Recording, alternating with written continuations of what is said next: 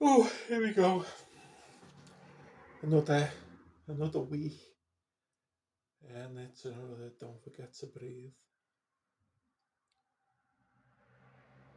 And as the cars, it's been silent for the last hour, and I thought let's go and do this now. And as soon as I sit down, as soon as I hit record, the cars are going fast again. It's great, isn't it? Anyway, there wasn't much to say this week. It's been a very slow week. They normally are these last weeks. It's always the last week of the month. It's like, it's always slow. There's not really much to say. But I've actually sat here for about an hour trying to think of something to say. Something to actually put down. Or would there just be another like 5 minute one going? It's been a shit week. It's been a shit boring week. There we go. Love you. See you later. But no, I've actually got. Think about it, but I've actually got a little story. Goes back goes back many years. This story, and let's just start at the beginning, right? So I'm thinking it was 1984 ish, 1984, 1983, 1984, 1985, somewhere like that. Anyway, so sort of like mid 80s. I'm a young lad. Um, I think I was 14 years old. I might have been 13, but I think I was 14 years old, and there's a reason why I think I was 14. Um, and I'm coming home with me Bezzy on the bus from school. And we're laughing and joking on the bus, and we get down to it was actually one stop from where we got on. And we sat upstairs and just like we sat there and we're chatting and we're laughing and that. And there's a commotion downstairs in the bus driver, and the voice of another bloke. The next thing, this fella, this a man. I've absolutely no idea how old this guy was, but um, my 13, 14 year old mind thinks he's like well in his 30s, maybe even his 40s. He was a man, you know. I was a kid, he was a man, and he came over and he accused me of spitting on him, which I didn't. Say I'm the that's not one of the. I've never been that sort of kid. Um, and he literally fucking slammed me head up against the window and cut me head. There's actually somewhere in the hairline about there. There's a little scar on my head, and he slammed me head up against the wall, up against the window. Um, the adults on the bus knew that he was fucking talking shit. Knew that I hadn't actually done anything, and he started having to go on with that. The fella gets off and fucks off. The bus goes one more stop down. If I remember rightly, it was like by the North Park, where he stopped by the North Park, and that's where the bus driver came up and he was like, "What's happened?" Um, and eventually the police were called. I had fucking blood gushing from my head, and there was a massive, great big split in my head, and the police were called and all that. And Copper, after taking a few statements, did he rush us? I think he rushed us. I think one of the coppers rushed us to Verzachley or Walton. I think it was Walton because I think we went down up towards Walton. So yeah, it's now. I think it is now Aintree for Verzachley and Aintree Hospital, but back then it was Walton. And he rushed us off, me and my mate, off to Bolton Hospital where I got seen to in there. I remember the doctor saying to me, "Did you fall asleep at any time?" And I go, "Love, no, I didn't. I didn't fucking get knocked out or nothing." I do remember. And she's go, "Did you fall asleep?" But like, I got seen to and all that. So anyway, this is why I think I was 14 because my parents got divorced when I was 14. Um, what happened was my mum took me to a solicitor who was dealing with the divorce for it. Took me to a solicitor for the damage things. God, I called it criminal damage, but got corrected the other day. Um, but it's not. It's like criminal damage, but it's not. It's for like you know, criminal injury. I think it is criminal injury. And she told me to speak to her solicitor. Her solicitor, like he filed it. Apparently, he filed and what have you. And I remember him saying to me, "Well, um, that because the wound was likely to scar, which it did. I mean, the scar's still there now. I'm talking like fucking almost almost 40 years later. No, you're talking 40 years later, and the scar's still there now. So, like I say, as a kid, it wasn't long before I'd forgotten about it, and I was back playing football and messing around with mates and whatever. And it just slipped. It just this um, legal procedure just slipped me mind. And so one day, now I don't know, can't remember how long it was when I asked this. It could have been like a few months after. It might have been the following year. I've no recollection of when I actually asked. But one day, I said to my mum, I said, what happened with that legal case? And she just dismissed it. She just went, nah, nothing happened, nothing came of it. I thought nothing of it. And went back to kick the ball about on the streets. So roll on, roll on a few years. And meet I meet the girl that was going to become my ex-wife. Um, at some point, I'm telling her I don't know whether at this point we're married or whether we're being like dating for some time or whatever it was. We might have been husbands and wife at the time when I told her the story, but I'm telling her the story about this time when the bloke jumped on the bus and fucking twatted me, and um, I put in for a claim, and nothing came of it. Oh, she said, no, I'd never really thought about it up until this point, up until the point of the conversation with my ex. And she said to me, was there any, like, paperwork saying no? Because they would have got something off the solicitor. Um, that would have said, oh, sorry, no, didn't I? Not went through. So, like, there would have been some paperwork somewhere. And that's what I thought to myself. I thought, you know what, I never did. I've never seen any paperwork whatsoever. I was just taking my mum's word for it. That, like, nothing came of it. So ever since that conversation, every once in a while, I mean, I left. I thought about it at the time, but I didn't do nothing about it. I thought, oh, it's fucking pointless bringing that up now. I mean, what are we going to do? Ask my mum to see the paperwork, and if there's no paperwork, the fucking accuse her of taking fucking a financial claim that was supposed to be for me. I mean, I've often thought this. I have often thought about that because my mother's that sort of person who would. Back then, especially back then when she was going through the fucking divorce. I mean, there's a whole story of she fucking pocketed 1,600 quid of mine that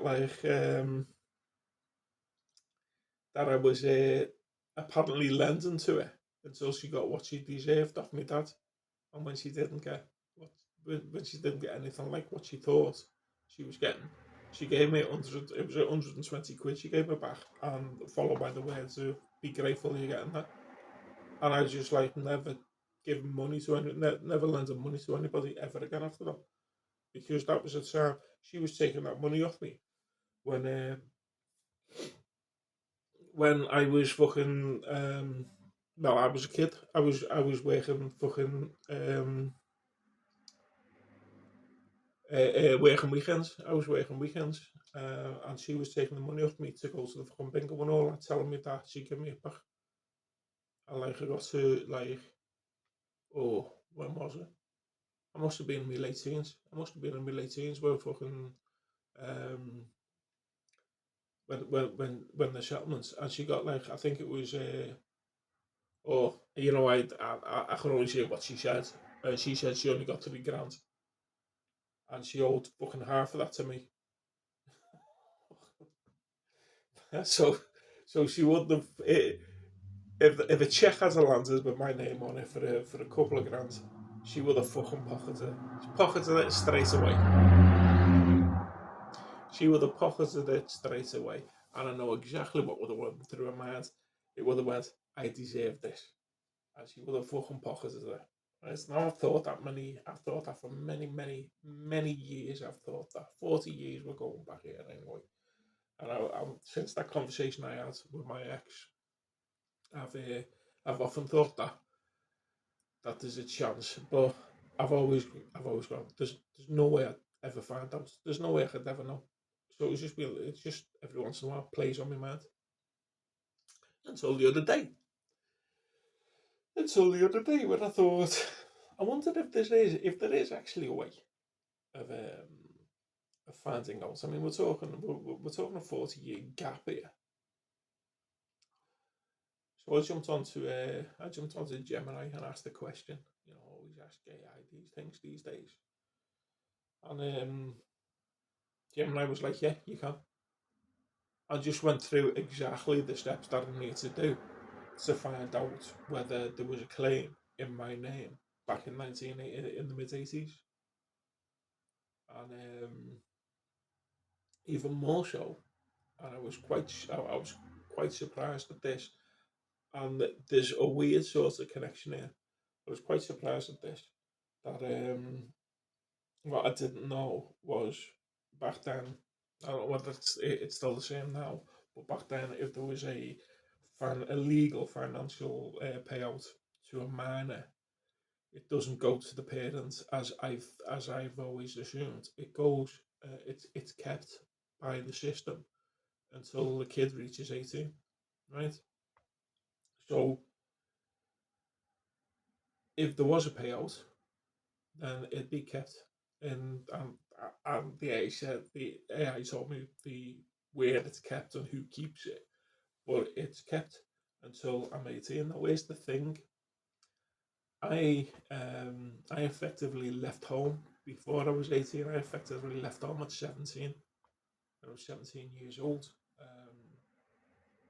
I bounced around an awful lot back then until me and my ex got married.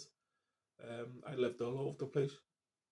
So even though um, I was probably about it was probably about 2 years earlier when um, when I asked whether anything came of it. My mother said no. Um, so I wouldn't know. I wouldn't know if there was a claim because I was gone.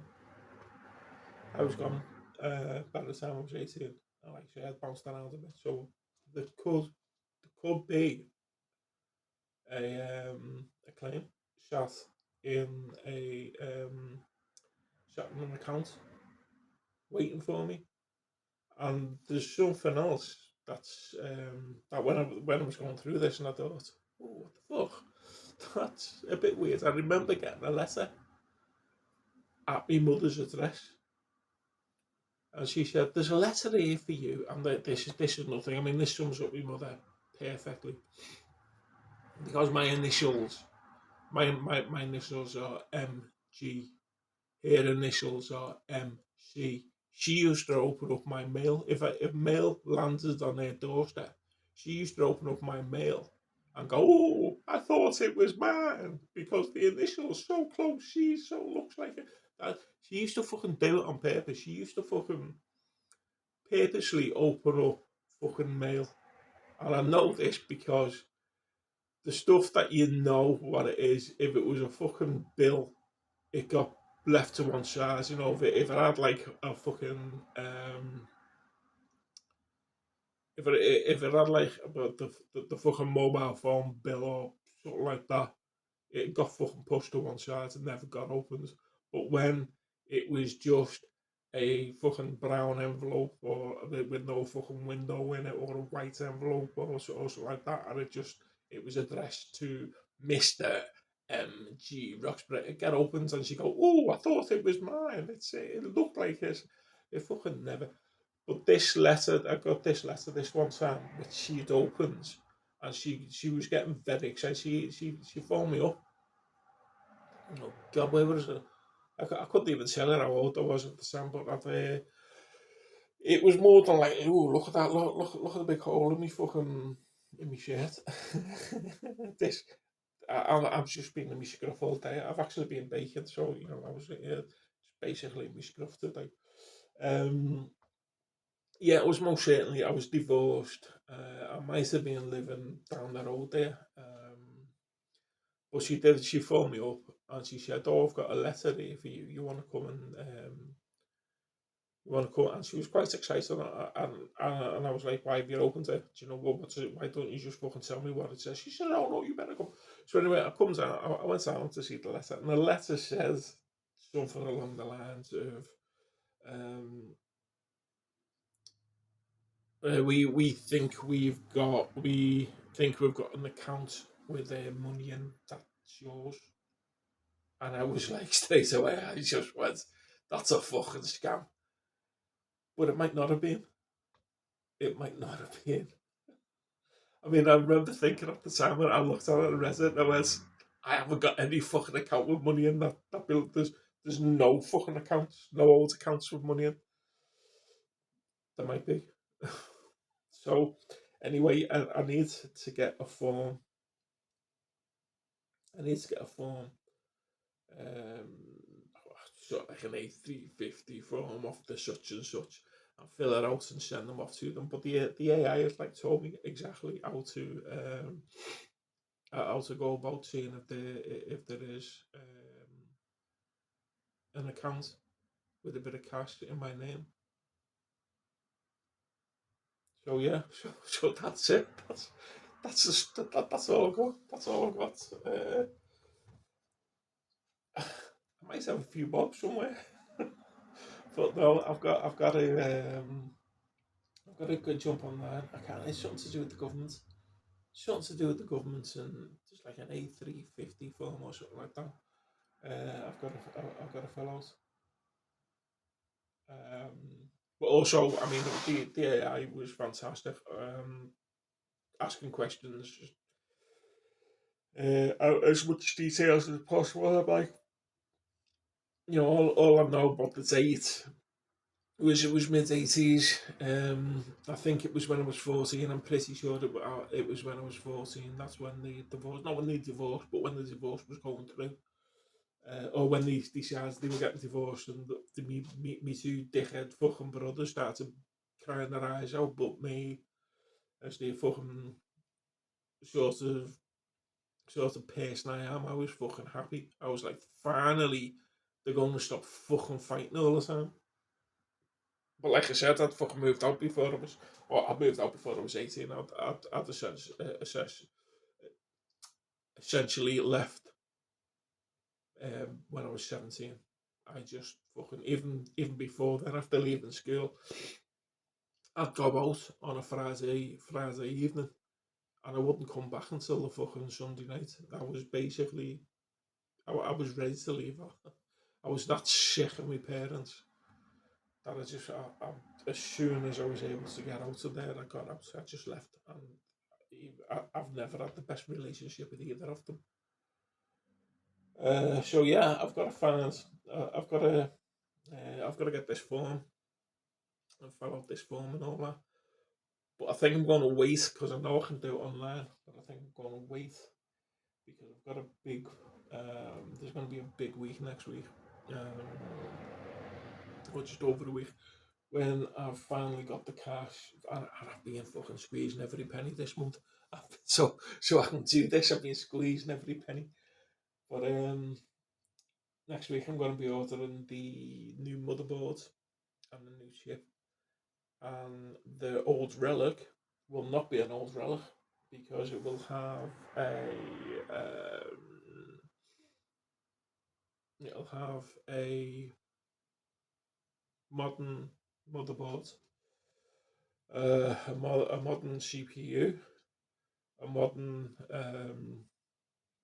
it's got a modern um, a PSU. It has a modernish. Well, not really. It's good. It's about 5 years old, but they're still used today. It's 10. Honest to God, 1080, 1080 GPU. Um, it's just going to be the case, and the hard drive is old. Um, as for the hard drive, I will be planning in the coming months to get an SSD drive, which is a shit all over the hard drive that's in it at the moment. I mean, I'll still have the hard drive in it until I decide that I want to put the hard drive in something else. um, but yeah, I'll be getting an SSD drive, or an SSD to go in it, and even a new case. So everything in it will be fucking new-ish. But I should have done this. I should have done this years ago.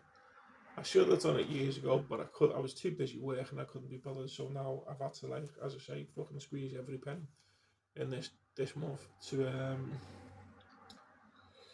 make sure that I can afford to do it. I mean, the motherboards I've got to pay for straight. I've got to pay out the full whack of the motherboard straight away. It's I think it's priced at 60 quid. I think that's how much it is. The um the CPU I'm going to pay for over 3 payments. Using either if I get it on eBay, I'll be using the payment scheme that they have on there, where you pay over 3 months. Um, I'll be using that, and it'll be about £30. So I'm going to be paying out like 100 quid next week. But it should give me the motherboard that I need, and the CPU that I need, and I'll be able to get that up. The relic will be up and running again. And I'll be back over there, hopefully. But I don't know. Well, no, it won't be next week. It won't be next week, but it'll probably be the week after, if touch wood, everything goes well. Um, and the parts come in time. And I'll have it fixed up, hopefully. So anyway, that's it. That's all I've got. So yeah, there could be a little pot of gold shot there somewhere. I mean, it just there's something. I'm skeptic, but in the back of my mind, there's a little voice going, you know, the pieces fall into place. Like leaving home before I was 18. Leaving home before I was 18. Um, and then that letter that came out of the blue and landed on my mother's doorstep just came out of the blue saying, like, they were that whoever these guys were reaching out. I think it was a legal firm or something. Were reaching out, um, saying that there was an account, an old account with money in that they thought belonged to me, and I just dismissed it as a scam. It just sounded like a scam. It might have been, but then again, it might not have been. Like I said, there might be a little pot of gold sat somewhere in a little account for me.